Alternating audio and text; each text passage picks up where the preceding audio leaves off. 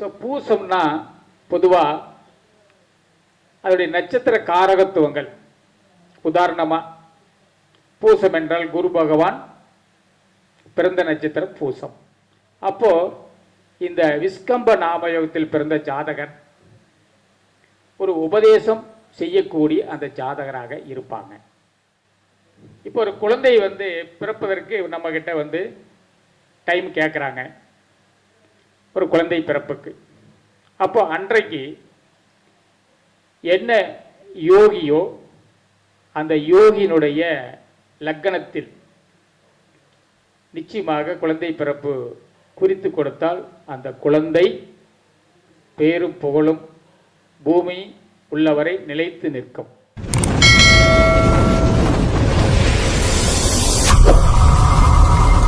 SK astro ஆன்மீகம் சேலம். இது ஒரு ஆன்மீக தேடல். நம்மளுடைய கருத்தரங்கத்திற்கு முதல் முறையாக வந்துள்ள பழனிசாமி ஐயா அவர்கள் யோகியின் சூட்சமங்கள். இன்னைக்கு பாருங்க, எல்லாம் பஞ்சாங்கத்தை பற்றி தான் ஓடிக்கிட்டு இருக்கு.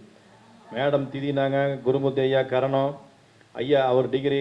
ஐயா பார்த்தீங்கன்னா யோகியின் சூட்சமங்கள் தலைப்பில் சிறப்புரையாற்றுகிறார். ஐயா அவர்களை வருக வருகன்னு வரவேற்கிறோம்.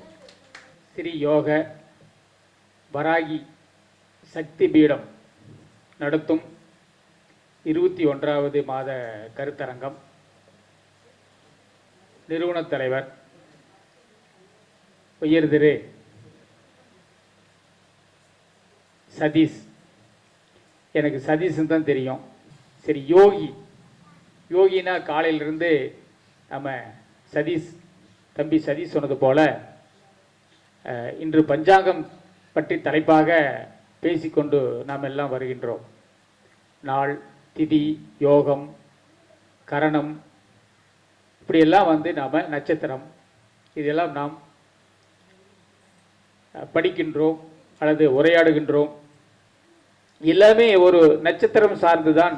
அடிப்படை நட்சத்திரம் எல்லாத்துக்குமே ஒரு அடிப்படை நட்சத்திரங்களே. இந்த நாம யோகங்கள் 27 நாம யோகங்களில் எப்படி நட்சத்திரங்கள் 27 இருக்கின்றதோ அதுபோல நாம யோகங்களும் 27 இருக்கின்றது என்பது அனைவருக்கும் தெரிந்த விஷயம். அந்த 27 நாம யோகங்களில் என்னென்ன இருக்கின்றது என்பதை நாம் சொன்னால் காலங்கள் கடந்துவிடும். ஸோ அதெல்லாம் உங்களுக்கு ஆல்ரெடி தெரியும். அந்த யோகி நாம் பிறந்த காலத்தில் யோகி மற்றும் அவயோகி என்று இந்த 9 கிரகங்களுக்கும் சாரம் கொடுத்த அந்த நட்சத்திரங்கள் மட்டுமல்லாமல், கிரகங்கள் மட்டுமல்லாமல், அந்த யோகி அவயோகி இதற்கெல்லாம் ஒரு நட்சத்திரங்கள் இருக்கின்றது. விஷ்கம்பம் என்றால் பூசம் யோகி, அதே போல அவயோகி திருவோண நட்சத்திரம் அவயோகி. உதாரணமாக அந்த யோகி என்ன செய்யும், அவயோகி என்ன செய்யும் அப்படின்ட்டு நாம பார்த்தோமையானால், நம்ம ஜாதக பலன் நாம யோகத்தை வைத்து மட்டும் பலன் சொல்லலாம். ஒரு நாம யோகத்தை வைத்து விஸ்கம்பம் நாம யோகத்தில் பிறந்திருந்தால் அந்த ஜாதகர் எப்படி இருப்பார், அவருடைய குணங்கள் எப்படி இருக்கும், அவர் என்ன படிப்பார், அவர் என்ன தொழில் செய்வார், அவருடைய ஆயுள் காலம் எவ்வளவு, குழந்தை பாக்கியம் உண்டா, அல்லது அவருடைய அதிர்ஷ்ட எண்கள் என்ன, அதே போல அவருடைய அதிர்ஷ்ட நிறங்கள் என்ன, அதே போல அவர்கள் எண்ணெய் உடை உடுத்த வேண்டும் அப்படின்ட்டு நாம யோகத்தை வைத்து நாம் அதை வைத்தே பலன் சொன்னால் 100% சரியாக இருக்கும். 100%. இப்போ விஸ்கம்ப நாம யோகம் என்றால் யோகி பூசம், திருவோண நட்சத்திரம் அவயோகி. பூசத்தினுடைய அதிபதி சனி பகவான், திருவோண நட்சத்திரத்தினுடைய அதிதி பகவான் சந்திரன். ஸோ பூசம்னா பொதுவாக அதோடைய நட்சத்திர காரகத்துவங்கள். உதாரணமாக பூசம் என்றால் குரு பகவான் பிறந்த நட்சத்திரம் பூசம். சரிங்களா மேடம்? பூசம் என்பது குரு பகவான் பிறந்த நட்சத்திரம், விஸ்கம்ப நாம யோகம். அப்போ பூசத்தினுடைய நட்சத்திர காரகத்துவங்கள். ஃபஸ்ட்டு பிறந்தது யாரு? குரு பகவான். அப்போ குரு பகவானுடைய குணங்கள், அவருடைய செயல்பாடுகள் என்ன அப்படின்னா, குரு என்றால் உபதேசம் செய்பவர். உபதேசம் யார் செய்வாங்க? ஒரு ஆசிரியர். அப்போ இந்த விஸ்கம்ப நாமயோகத்தில் பிறந்த ஜாதகர் ஒரு உபதேசம் செய்யக்கூடிய அந்த ஜாதகராக இருப்பாங்க. குரு என்றால் பணம். குரு கேரக்டர் அப்படி எடுத்துக்கணும். குரு என்றால் பணம். ஸோ பண நோக்கம் உள்ள ஜாதகர். இப்போ குரு உபதேசம் செஞ்சாங்கன்னா முதலீடு போட்டு செய்கிறாங்களா, அல்லது ஏதாவது எப்படி உபதேசம் செய்கிறார்கள்? எப்படி செய்கிறாங்க? பேச்சு. அப்போ வாக்கால் தொழில். வாக்கால் தொழில். இப்போ நம்ம எல்லாமே பார்த்தாலும் அந்த நாம யோகத்தை வைத்து பலன் சொல்லலாம். அப்போ வாக்கால் தொழில் பண்றவங்க யாரு? ஜோதிடர், ஆசிரியர், வக்கீல், பேராசிரியர்கள். அப்படி இந்த ஜோதிடர், ஆசிரியர், பேராசிரியர், வக்கீல், மந்திர உபதேசங்கள் செய்யக்கூடிய அந்த நபராக இருப்பாங்க. இதுலங்க விஸ்கம்ப நாமயோகத்தில் பிறந்தவர்கள். நீங்க டீச்சர் பாத்தீங்களா? விஸ்கம்ப நாமயோகம் பாத்தீங்களா? மேடமும் விஸ்கம்ப நாமயோகம். ஒன்னே ஆசிரியராக இருந்திருக்காங்க, ரெண்டாவது ஜோதிடரா இருக்காங்க. அதே போல அவர்கள் குடும்பத்தில் ஏதோ மருத்துவர் சார்ந்து மருத்துவத்துறையில் யாராவது இருக்காங்க இல்லைங்களா? இருக்காங்க. சரி, ஒரு ஜாதகம் பார்க்கிறோம். 12 கட்டங்கள், 9 கிரகங்கள், 27 நட்சத்திரங்கள். ஒரு ஆசிரியர் ஆவதற்கு எந்த விதிமுறைகள் நாம் பயன்படுத்தி பலன் சொல்ல வேண்டும்? சொல்லுங்க. ஒரு ஆசிரியர் இருக்கிறாங்க அல்லது ஒரு ஜோதிடர், நம்ம எதை பார்க்கணும், எதை பார்த்து பலன் சொல்லணும், சொன்ன பலன் சரியா இருக்குமா அப்படின்ட்டு எதை வச்சு நாம எதை வைத்து சொல்ல வேண்டும்? குரு, புதன், கேது, இதெல்லாம் வைத்து நாம ஆசிரியர், பேராசிரியர். புதன் என்றால் ஆசிரியர், குரு என்றால் பேராசிரியர், கேது என்றால் லெசன்ட்.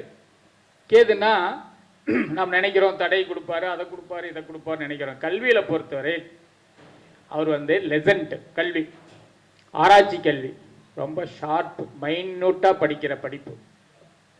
அந்த படிப்பு கேது கொடுப்பார். இப்போ நாம யோகத்துல இப்போ விஸ்கம்ப நாமயோகம், பூச நட்சத்திரம். சிம்பிளா ஒரு ஜாதகம் பார்த்தாங்கன்னா என்ன யோகம்? விஸ்கம்பமா? ரைட். உங்க வீட்டில் யாராவது ஆசிரியர், இல்லை ஜோதிடர், இல்லை வக்கீல் அல்லது வாக்கால் தொழில் பண்றவங்க இருக்கிறாங்களான்னு கேட்டா இருப்பாங்க. 100% உண்மை. வேற எதையுமே பார்க்க தேவையில்லை. சரிங்களா? எதையுமே பார்க்க தேவையில்லை. அடுத்து ஆயில்யம். ஆயில்யம் இப்போ விஸ்கம்பம், பிரித்தி நாமயோகம் அப்படின்ட்டு நாம 2வது நாமயோகத்தை எடுத்துக்கொண்டால் அதனுடைய யோகி யாரு? புதன். நட்சத்திரம் ஆயில்யம். ஸோ அங்க அவயோகி அவிட்ட நட்சத்திரம், அவயோகி செவ்வாய். அப்ப இந்த செவ்வாயும் இந்த புதனும் தான் நமக்கு அந்த ஜாதகத்தை இயக்குவார்கள். சரிங்களா? அப்ப புதன் இப்ப ஆயில்யத்தினுடைய நட்சத்திர காரகத்துவங்கள். இப்ப நம்ம சூரியனுக்கு சூரியனுடைய கிரக காரகத்துவங்கள் தெரியும், பாவ காரகத்துவங்கள் தெரியும். அதே போல நட்சத்திர காரகத்துவம் தெரிந்திருந்தால் கண்டிப்பாக பல 100% சரியா சொல்லலாம். அப்ப ஆயில்யம்னா ஆதிசேஷன் பிறந்த நட்சத்திரம் ஆயில்யம். ஸோ ஆயில்யம் அப்படின்னா எப்படி இருப்பாங்க அப்படின்னா, பள்ளிகொண்ட பெருமாள். உங்களுக்கு விலைக்கு சொல்றேன், அவ்வளவுதான். ஜஸ்ட் ஒரு 2 இது மட்டும் சொல்றேன். பள்ளிகொண்ட பெருமாள். அப்போ அவர் என்ன பண்ணுவாரு? ஆதிசேஷன் எல்லாம் மெத்தையில படுத்திருப்பார்.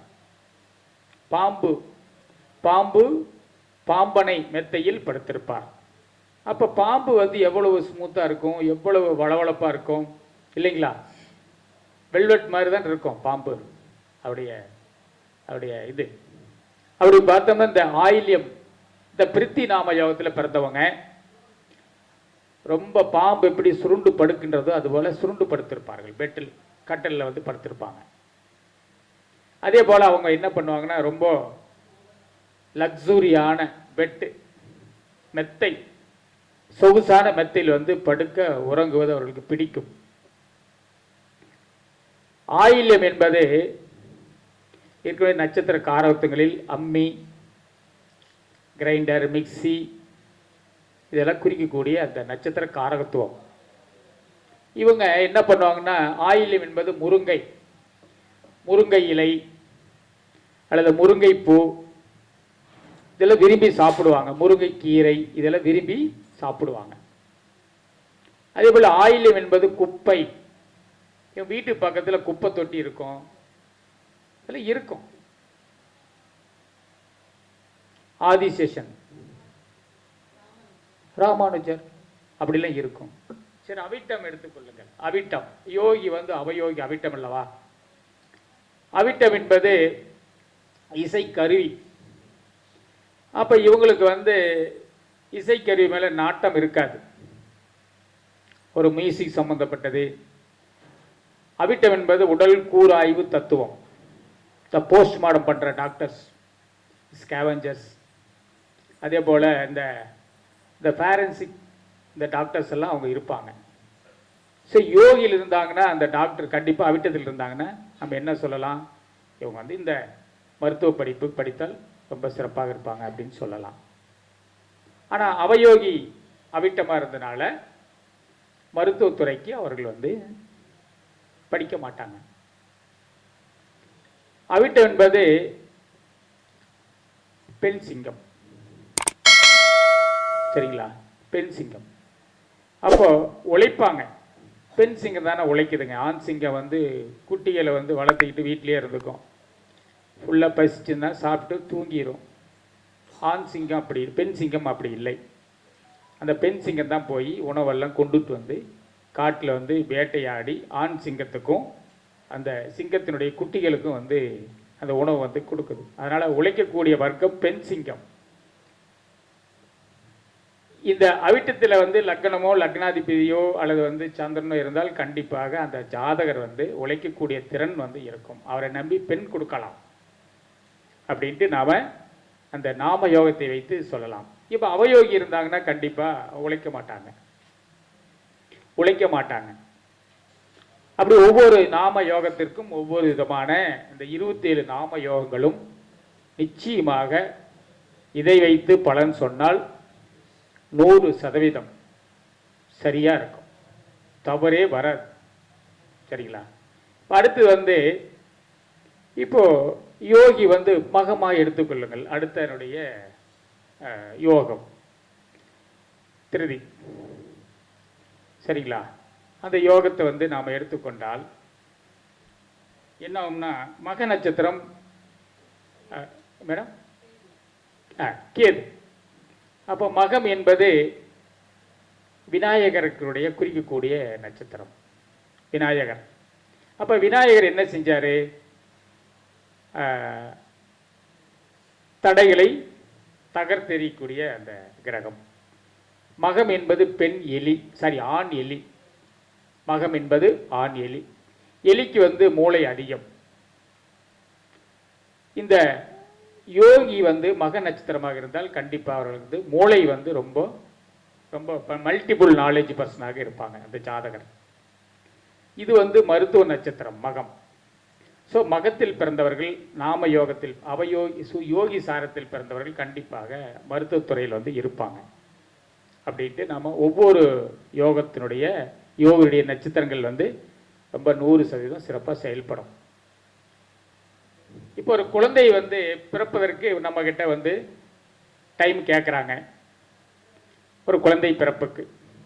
அப்போ அன்றைக்கு என்ன யோகியோ அந்த யோகியினுடைய லக்கணத்தில் நிச்சயமாக குழந்தை பிறப்பு குறித்து கொடுத்தால் அந்த குழந்தை பேரும் புகழும் பூமி உள்ளவரை நிலைத்து நிற்கும். யோகி, அன்றைய யோகி நட்சத்திர புள்ளியில், அது நட்சத்திர புள்ளியில் தான். அன்னைக்கு என்ன யோகங்க மேடம்? இன்னைக்கு என்ன யோகம் பாருங்க.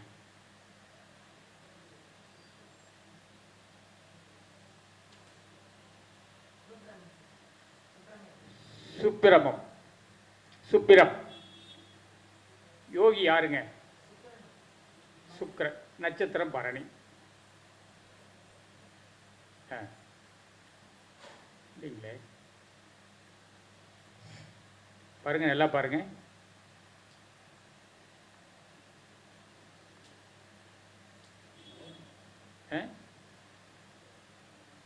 ரோகிணின்னு வருதுங்க. சரி, ரோகிணி, ரோகிணி தாங்களே. சுப்பிரம், சுப்பிரமம், சுப்பிரம் 11 மணிக்கு 9 தானே இன்னைக்கு.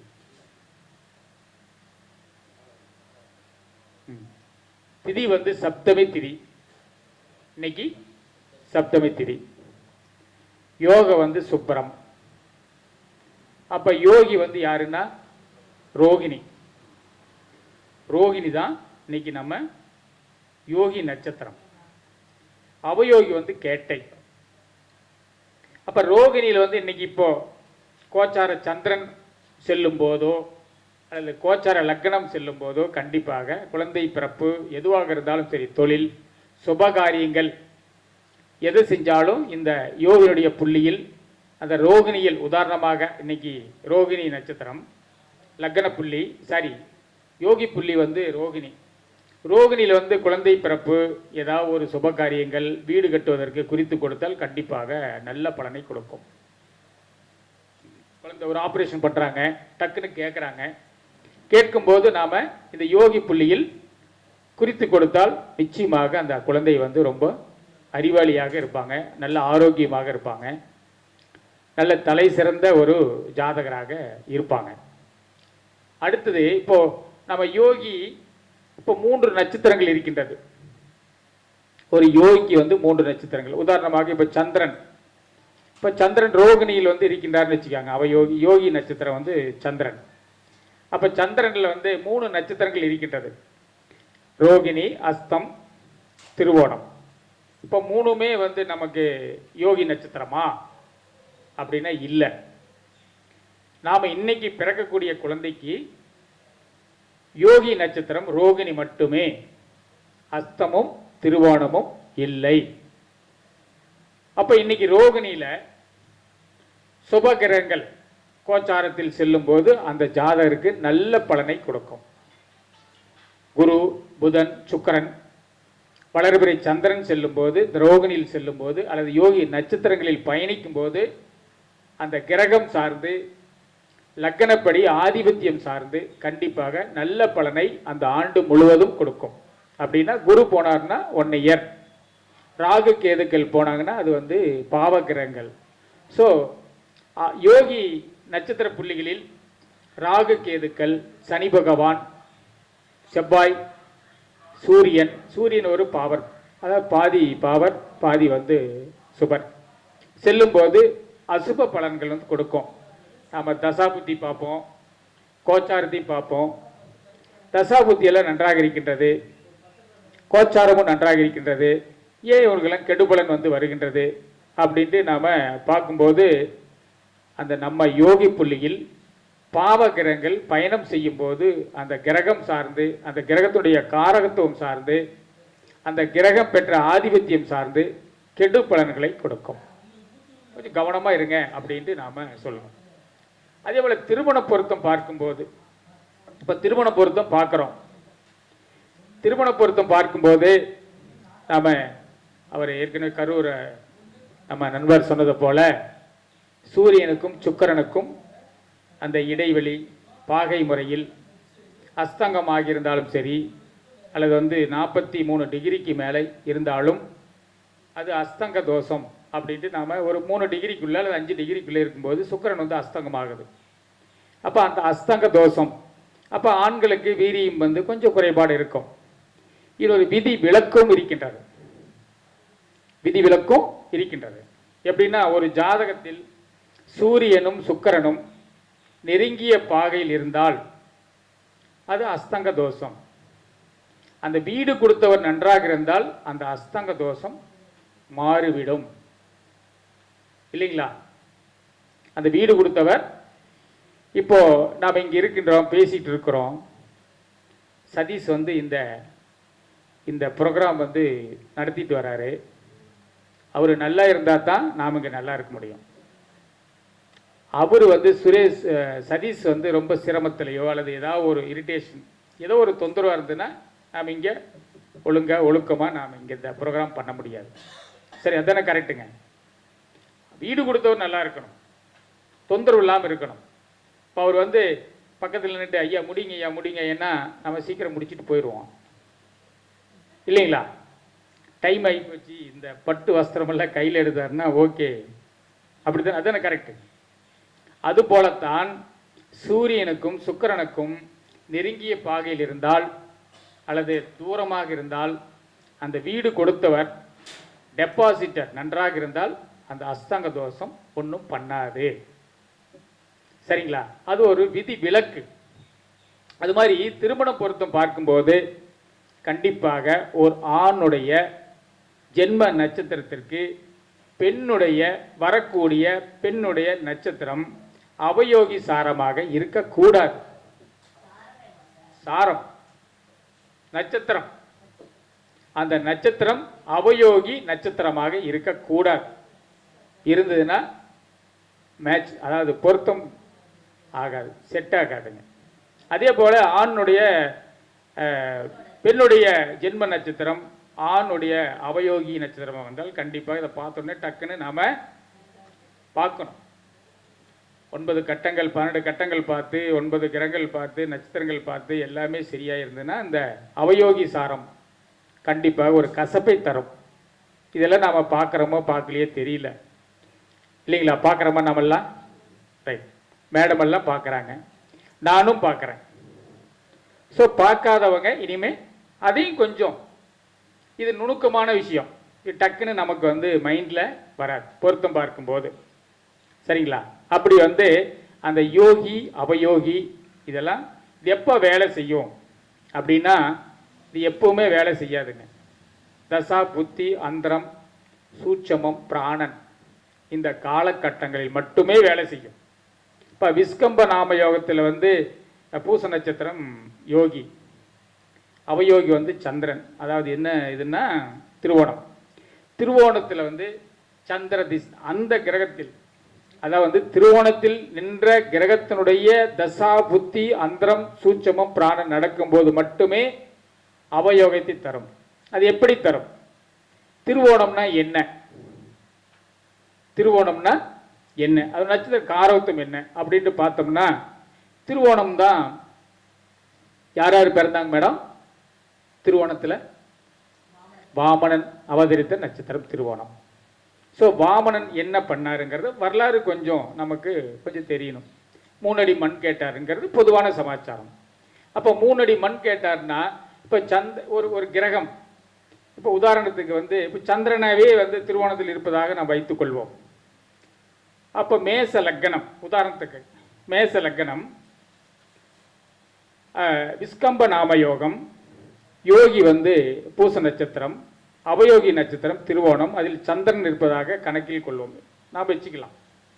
அப்போ சந்திரன் என்பது தாய், தாய்க்கு ஒரு பிரச்சனையாகும். அது தாய் என்பது திருவோணத்தில் வந்து சந்திரன் என்றால் திருவோணம்னா 3ங்க. அப்போ தாயுடன் பிறந்தவர்கள் 3 பேர் அப்படின்னு சொன்னோம்னா கரெக்டாக இருக்கும்.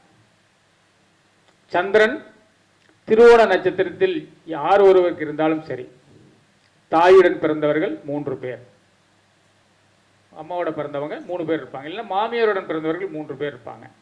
சரிங்களா? அப்போ 3 என்பது 3 அடி மண் கேட்டார். அப்போ மண்ணுன்னா இவங்க அந்த சந்திர திசையோ சந்திர புத்தியோ சந்திர அந்தரமோ நடக்கும் காலங்களில் இவர்கள் போய் காட்டில் வந்து தோட்டத்தில் வந்து நில அளவை செய்யக்கூடாது. அப்போ நில அளவை செய்தால் கண்டிப்பாக பிரச்சனை வளரும், இது தீராது. அப்போ அந்த சமயத்தில் நாம் போய் இடத்த வந்து ஒரு பவுண்டரி பார்க்கறது, ஒரு ஒரு அத்து காண்பிக்கிறது, ஒரு பாக பிரிவினை செய்வது, இதெல்லாம் கூடாது. சரிங்களா? அப்படித்தான் நம்ம வந்து பலன் பார்க்கணும். அதையும் பார்க்கணும். தசா புத்தி எப்படி இருக்கு, அந்தரம் எப்படி இருக்கு, சூட்சமம் எப்படி இருக்கு, சூட்சம காலத்தில் நீங்கள் எதாவது செய்யக்கூடாது அப்படின்ட்டு நாம சொல்லணும். அதுபோல ஒவ்வொரு யோகியினுடைய நட்சத்திரம், அவயோகிய நட்சத்திரங்களில் பயணம் பண்ணும் போது தசாபுத்தி அந்தரம் காலங்களில் நிச்சயமாக அவயோகி சாரத்தில் இருக்கும்போது வந்து நாம் அந்த பலன் வந்து நாம் சொல்லக்கூடாது, அந்த வேலையை செய்யின்று சொல்லக்கூடாது. ஆனால் யோகியில் வந்து நல்ல பலனை வந்து தரும். அது கிரகம் சார்ந்து. அதே போல் இப்போ உதாரணமாக வந்து அதே மேச லக்னம் இப்படி மாறி இருப்பதாக கணக்கில் கொள்வோம். சந்திரன் வந்து பூசத்திலையும் சனி பகவான் வந்து இங்கே திருவோணத்தில் இருப்பதாக கணக்கில் கொண்டால் அது நட்சத்திர பரிவர்த்தனை. சரிங்களா? சனியுடைய நட்சத்திரத்தில் சந்திரனும் சந்திரனுடைய நட்சத்திரத்தில் சனி பகவான் இருந்தாலும் அது நட்சத்திரம் ரீதியாக பரிவர்த்தனை. ஸோ பரிவர்த்தனை அது கோச்சாரத்தில் செல்லும் போது அந்த பரிவர்த்தனை என்பது மாறும். சரிங்களா? அப்படி இந்த யோகி வந்து ஒவ்வொரு முறையும் இப்படி வந்து இந்த செயல்பாடுகளை தரும். அதுபோல் குழந்தை பிறப்பாக இருந்தாலும் சரி, அது வீடு கிரகப்பிரவேசம் இருந்தாலும் சரி, அது புதிய வீடு கட்டுவதாக இருந்தாலும் சரி, குழந்தை பிறப்பாக இருந்தாலும் சரி, புதிய மனை வாங்குவதாக இருந்தாலும் சரி, அல்லது இப்போ குழந்தைகள் வந்து நேற்று +2 வந்து எக்ஸாம் வந்து ரிசல்ட் வந்து அனௌன்ஸ் பண்ணியிருக்காங்க. பள்ளிக்கூடத்தில் வந்து ஒரு கல்லூரியில் வந்து சேர்க்கக்கூடிய காலங்கள் எது அப்படின்னு கேட்டோம்னா அன்றைய கோச்சாரத்தில் இருக்கின்ற அந்த யோகி புள்ளியில் டைம் குறித்து கொடுத்தீங்கன்னா அந்த அந்த குழந்தை வந்து அந்த மாணவன் வந்து நன்றாக படிப்பான். அப்படி இல்லை என்றால் பிறப்பு ஜாதகத்தில் யோகினுடைய நட்சத்திர அந்த புள்ளியில் கோச்சார லக்னம் வரும்போது டிரான்சிட்டில் செல்லும்போது அந்த காலகட்டத்தில் கல்லூரியில் சேருவதற்குண்டான காலம். இல்லை அந்த நட்சத்திரத்தினுடைய கிழமைகளில் இப்போ உதாரணமாக இப்போ சனிக்கிழமை, பூசம் என்றால் சனி என்று சனிக்கிழமை, சனிக்கிழமை சந்திரனுடைய வீடு, திங்கட்கிழமை சனி ஓரையில், திங்கட்கிழமை விஸ்கம்ப நாமயத்தில் பிறந்திருந்தால் என கடக ராசி நட்சத்திரம் வந்து பூச நட்சத்திரம். அப்போ திங்கட்கிழமை அந்த ராசி என முழுமையாக ஆக்கிரமிப்பு செய்யப்பட்டுள்ளது. சனி நட்சத்திரம். அப்போ திங்கட்கிழமை சனி ஓரையில் அந்த குழந்தைகளுக்கு கல்லூரியில் படிப்பு வந்து நாம் அட்மிஷன் போட்டோம்னா நல்லா படிப்பாங்க, 3 வருடங்கள் வந்து நல்லா படிப்பாங்க அப்படின்ட்டு நாம் இந்த சில சூட்சமங்கள்லாம் வந்து இருக்கின்றது. ஸோ அது மாதிரி டைம் ஆகி போச்சா? Okay, right. அப்படி ஒவ்வொரு விதமாக யோகங்களை நாம் சொல்லிக்கொண்டே போகலாம்.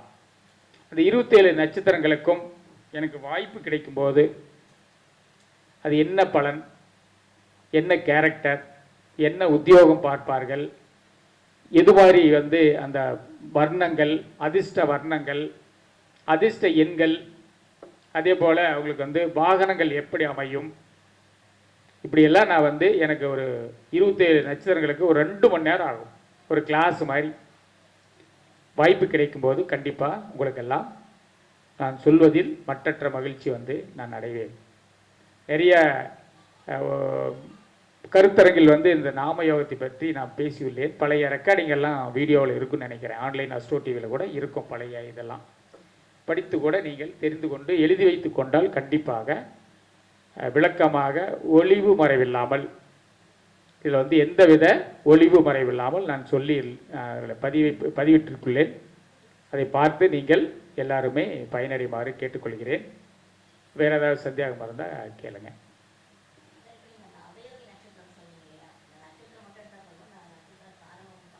அந்த நட்சத்திரம் மட்டும் எடுத்தால் போதும். இப்போ அவயோகின்னா இப்போ சந்திரன், அஸ்தம், சாரி திருவோணம், திருவோணத்தை மட்டும் எடுத்தால் போதும். அந்த 3 நட்சத்திரங்கள் எடுக்க தேவையில்லை. சரிங்களா? அதே மாதிரி அவயோகி அந்த நட்சத்திர நாட்களில் அவயோகி சாரத்தில் எந்த வித தீய நல்ல பலனும் செய்யக்கூடாது. ஸோ அதை வந்து நெகட்டிவாக தான் நமக்கு பலனை வந்து கொடுக்கும். ஸோ அதனால் நீங்கள் என்ன பண்ணோம்னா முடிஞ்ச அளவுக்கு நட்சத்திரத்தினுடைய காரகத்துவம் தெரிந்து கொண்டால் கண்டிப்பாக அக்யூரசியாக நம்ம பலன் சொன்னால் சரியாக இருக்கும். அன்றைக்கி ஒரு ஜாதகம் பார்த்தேன். நம்ம டிவிகேனுடைய தலைவர் அன்னைக்கு கூட நம்ம சதீஷ் வந்து போன சனிக்கிழமை நாங்கள் ஒரு திருச்செங்கோடு கருத்தரங்கில் கலந்து கொண்டோம். அப்போ என்னோட உரிமையோடு நம்ம சதீஷ் வந்து சொன்னார், ஏங்கண்ணா இது மாதிரி ஒரு பதிவு போட்டிருந்தீங்க அப்படி மாதிரி சும்மா எங்களுக்குள்ளே பேசிக்கிட்டோம். நாங்கள் வந்து ஃப்ரெண்ட்லியாக இருக்கும்போது பேசிக்கிட்டோம். அப்போது நான் நடிகர் நிறுவன தலைவர் இவருடைய தாவேக்கனுடைய நிறுவன தலைவர் விஜய் அவருடைய ஜாதகத்தை நான் போட்டிருந்தேன், யூடியூப்பில் போட்டிருந்தேன். அவர் வந்து சில பேர் வந்து கடக லக்கணம் என்று சில பேர் சொல்கிறாங்க. கடக லக்கணம், பூச நட்சத்திரம், கடகராசி, ராசி 1 பூசம் நட்சத்திரம் கரெக்டு. ஆனால் கன்னி லக்கணம், அவருக்கு வந்து கன்னி லக்கணம். இந்த கன்னி லக்கணத்தில் பிறந்தவங்க தான் எப்போவுமே இந்த பேசி கொண்டிருக்கும் போது நிற்கும்போது யார் நீங்கள் என்ன நோட் பண்ணி பாருங்கள், இடுப்பில் கை வச்சுட்டு தான் பேசுவாங்க. கன்னி லக்கணம், கன்னி ராசி இப்படி வச்சுருப்பாங்க. அவங்களுடைய ஸ்லாக் பாடி லாங்குவேஜே அப்படித்தான். நீங்கள் யார் வேணாலும் நோட் பண்ணி பாருங்கள். ஜாதகம் பார்க்கும்போது நீங்கள் அப்படியே பாருங்கள், கன்னி லக்கணத்தில் அல்லது கன்னி ராசியில் பிறந்தவர்கள் இடுப்பில் கை வைத்து கொண்டு தான் பேசுவார்கள். நிற்பாங்க. நிற்கும்போது யாராவது பஸ் ஸ்டாண்டில் கூட நிற்கும்போது கூட பாருங்கள், யாராவது ஃப்ரெண்ட்ஷிப்பாக இருந்தால் கேட்டு பாருங்கள், நண்பர்களாக இருந்தால் கேட்டு பாருங்கள், கன்னி லக்கணமா கன்னி ராசியா அப்படின்னு கேட்டு பாருங்கள். கண்டிப்பாக ஆமாம்பாங்க. இது 100% உண்மை. அப்புறம் பார்க்கும்போது நான் போன வாரம் ஒரு 4 நாளைக்கு முன்னாடி கணித்தேன். எப்படி என்றால் விஜய் வந்து 4 சீட்டு கூட வரமாட்டார் அப்படின்ட்டு கணிச்சாங்க நிறைய ஜோதிடர்கள். நான் யாரையும் குறை சொல்லல. என்னுடைய ஜாதக கணிப்பின்படி நான் 42 இடங்கள் முதல் 58 இடங்கள் வரை வெற்றி பெறுவார் அப்படின்ட்டு ஆணித்தரமாக சொன்னேன். 42 முதல் 58 வரை குறைந்தபட்சம், நான் அதிகபட்சம் சொல்லலை, குறைந்தது 42 முதல் 58 வரை நிச்சயமாக வெற்றி பெறுவார் அப்படின்ட்டு சொன்னேன். அதில் இன்னொரு வார்த்தை என்ன சொன்னேன்னா, இது 2 மடங்காகும், 2 முறை வந்து அவர் வந்து முதலமைச்சர் ஆவார் அப்படின்ட்டு ஒரு வார்த்தை சொல்லிட்டு நான் முடிச்சுக்கிட்டேன். நண்பர் கரூர்லேருந்து ஐயா பேர் என்ன பேருங்க, கோபி பிரியன். அவர் பேசும்போது சொன்னார், என்ன சொன்னார்னா, ஜாதகம் பலன் சொல்லும்போது ஸ்ட்ராங்காக அடித்து நல்ல போல்டாக சொல்லுங்க அப்படின்னாரு. பலன் கிரகங்களை நம்பி ரொம்ப ஸ்ட்ராங்காக சொல்லணும், அரைகுறையாக சொல்லக்கூடாது. எனக்கு அவர் சொல்லும்போது எனக்கு மனசில் வந்து கொஞ்சம் அந்த விஜய் ஜாதகம் பார்க்கும்போது இன்னும் கொஞ்சம் ஸ்ட்ராங்காக சொல்லியிருக்கலாம் அப்படின்ட்டு. ஏன்னா 42 என்பது 84ஆக மாறும், 50 என்பது 116ஆக மாறும் அப்படின்ட்டு நான் டபுளாக ஆகும் மட்டும் நான் மைல்டாக சொல்லிட்டேன். என்ன யூடியூப்பில் பாருங்கள் நான் பேசுனது. ஏன் வந்து அவருக்கு இழுபறின்னா, இப்போ அதுக்கு இழுபறிங்கிறனால அதெல்லாம் சில விதிகள்லாம் போட்டு சொல்லக்கூடாது, தவறு. அவர் வந்து கன்னி லக்கணம், 5ஆம் இடம் தான் அரசியல், உங்களுக்கு எல்லாம் தெரியும் இல்லைங்களா? அரசியல் இடம் தான் 5 தானே, 5ங்களா 6ங்களா? 5. போட்டி தேர்வு, அதாவது தேர்தல் வெற்றி வந்து 6ஆம் இடம். ஸோ கன்னி லக்கணத்துக்கு 5க்கும் 6க்குரிய சனி பவன் வந்து 10ல் இருக்கார். எங்க மிதுனத்தில் இருக்காருங்க. சூரியன் அங்கே இருக்கார். கன்னி லக்கணத்துக்கு 10ல் சூரியன் வந்து திக்பலம். அங்கே புதன் வக்கரமாக இருக்கார். புதனும் திருவாதிரை, சூரிய பகவானும் திருவாதிரை. சரிங்களா?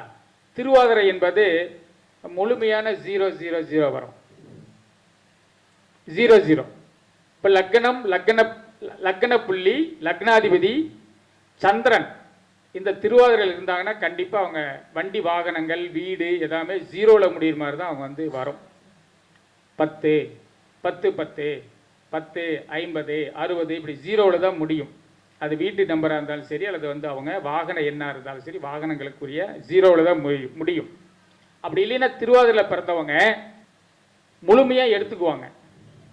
ஸ்நாக்ஸாக இருந்தாலும் சரி, சொத்துவாக இருந்தாலும் சரி, எதுவாக இருந்தாலும் முழுமையாக அவங்க எடுத்துக்கொள்வார்கள். முழுமை என்பது 0. அதே போல் திருவாதிரை வந்து எந்த கிரகம் என்று தசாபுத்தி நடத்தினால் கண்டிப்பாக திருவாதிரை என்பது கண்ணீர், உங்களுக்கெல்லாம் தெரியும். நட்சத்திர காரகத்துவம் கண்ணீர். இப்போ கண்ணீர்னா இப்போ திருவாதிரையிலிருந்து ஏதாவது ஒரு கிரகம் திசா புத்தி அந்தரம் சூட்சம் நடந்தால் கண்டிப்பாக அந்த ஜாதகர் வந்து கண்ணீர் விடாமல் இருக்க மாட்டார். அது யாராக இருந்தாலும் சரி கண்ணீர் சிந்துவார் அப்படின்ட்டு ஒரு காரகத்துவம். இப்போ நான் ஒரு ஜாதகம் பார்க்கும்போது மேச லக்னம் 3க்கு 6க்குரியவர் வந்து எங்கே புதன் வந்து மிதுனத்தில் இருக்காரு, திருவாதிரையில் இருக்காருங்க. நான் பலன் சொல்லும்போது இவருக்கு வந்து 3 6னா கடன் தானே, கடன், பெரிய கோடீஸ்வரர். ஜாதகம் பார்க்கும்போது பார்த்தா அவரெல்லாம் பார்க்கும்போது கடனாளின்னு யாரும் சொல்ல மாட்டாங்க. நான் சொன்னேன் புதன் புத்தி வந்து நடந்து கொண்டிருக்கின்றது அவருக்கு. நீங்கள் பத்திரத்தை டாக்குமெண்ட் வச்சு கடன் வாங்கியிருக்கீங்க, அவங்க தொந்தரவு செய்கின்றார்கள், அதன் மூலியமாக இரவில் நீங்கள் வந்து அழுது கொண்டிருக்கின்றீர்கள் அப்படின்னு, நைட்டில் அழுதுகிட்டே இருக்கீங்க அப்படின்னு. அவர் பார்த்தா கோடீஸ்வரர் இல்லைங்களா. நமக்கு ஏழையோ கோடீஸ்வரர் எனக்கு அது முக்கியமல்ல. நமக்கு நவ கிரகங்களும் நின்ற நட்சத்திரங்களும் 12 ராசிகளும் தான் நமக்கு நாம பார்க்குறோம். ஆமாம், இனோவில் வந்தாங்க, இனோவா காரில் வந்தால் நம்ம என்ன சொல்லுவோம், பெரிய மல்டி மில்லியனர் அல்லது கோடீஸ்வரன் தான் நினைப்போம். ஆனால் இரவு முழுக்க இந்த கடனை பற்றி நினைத்து கொண்டு கடந்த 6 மாதமாக மனைவிக்கு தெரியாமல் கண்ணீர் சிந்தி கொண்டிருக்கின்றார். அப்போ ஜோசி எவ்வளவு பெரிய ஒரு மகத்துவமான ஒரு துறை. இப்போ டாக்டர் கூட சொல்ல முடியாது, மேடம் மேடம் முக்கியமான பாயிண்ட், ஒரு டாக்டர் கூட சொல்ல முடியாதுங்க, ஏங்க அழுதுட்டு இருக்கீங்க, நைட்டெல்லாம் அழுவுறீங்க, ஏன் என்ன காரணம், கடனால் நீ ஏன் அழுவுறீங்க, யாரும் சொல்ல முடியாதுங்க. எம்எஸ் படித்தாலும் சரி அல்லது வந்து எந்த ஒரு மருத்துவத்துறையில் உயர்ந்த ஒரு கல்வியை படித்திருந்தாலும் நிச்சயமாக சொல்ல முடியாது. அந்த கொடுப்பனை நம்ம போல இருக்கிற ஜோதிடருக்கு மட்டுமே இருக்கின்றது. ஒருத்தருக்கு வந்து 1,12,00,000 கடன் என்று சொன்னேன். கடன் 1,12,00,000. அவர் என்ன சொன்னார்னா 1,20,00,000 கடன் இருக்கிறது.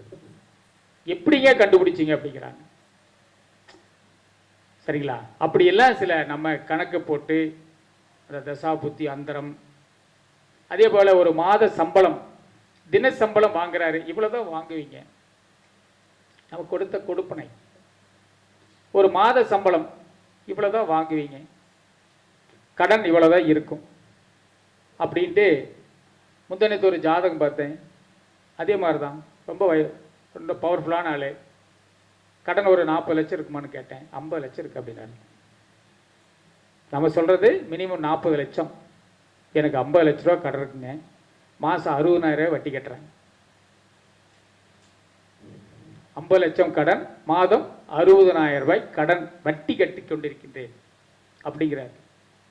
அப்போ இந்த ஜோதிடத்தில் எவ்வளவு உண்மை பொதிந்து கிடைக்கின்றது என்பதை நமக்கு இல்லைங்களா, நமக்கு ஆழ்ந்து பார்க்கணும். அதுக்கெல்லாம் நட்சத்திர காரத்துவங்கள் வந்து நம்ம தெரிஞ்சிருக்கணும். மெயினாக கிரக காரத்துவங்கள், நட்சத்திர காரத்துவங்கள், அவருடைய உடுமகா தசையினுடைய எண்ணிக்கை, இதெல்லாம் அதையெல்லாம் வச்சு பார்க்கும்போது எந்தெந்த கிரகம் பார்க்கின்றது, எந்தெந்த இடத்தை பார்க்கின்றது.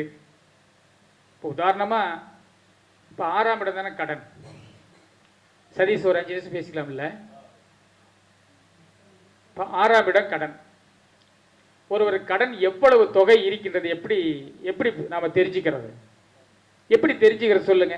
6ஆம் இடம்னா கடன், எவ்வளவு கடன் இருக்கிறது எப்படி நாம தெரிஞ்சுக்கிறது சொல்லுங்க பார்க்கலாம் கொஞ்சம். ஏன்னா உங்களை பரிசோதனைக்காக இல்லை.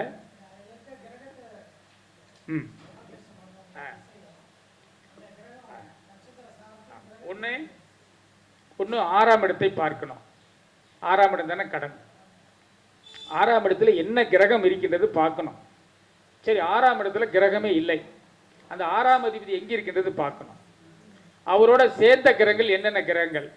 இப்போ 6ஆம் இடத்துல கிரகம் இல்லை, எந்த கிரகமும் இல்லை. அப்போ 6ஆம் அதிபதி ஒரு இடத்துல இருப்பார் இல்லைங்களா. உதாரண 6ஆம் அதிபதி சும்மா கன்னி லக்னமே எடுத்துக்காங்க. கன்னி லக்னத்துக்கு 6ஆம் இடம் வந்து சனி பகவான்.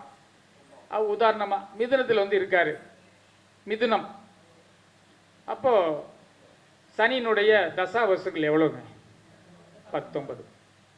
சரி, அங்க ஒரு சூரியன் இருக்காரு, அவருடைய தசாவசுகள் எவ்வளவு, 6, 19, 25. சரி, அங்க ஒரு புதன் இருக்காரு, 17.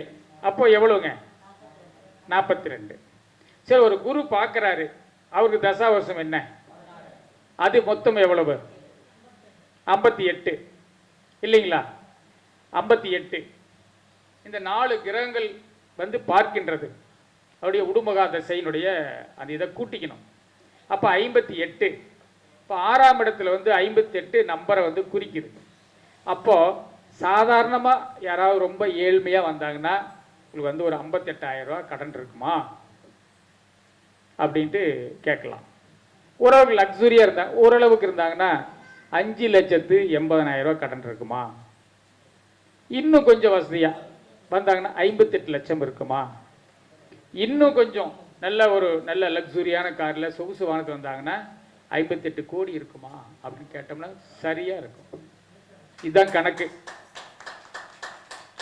நீங்கள் எங்கே படித்தாலும் சரி, நீங்கள் எந்த கடன் மட்டுமல்ல, இப்போ 2ஆம் இடம் வருமானம் எவ்வளோ வரும்? 2 தானே வருமானம், எவ்வளோ வரும்?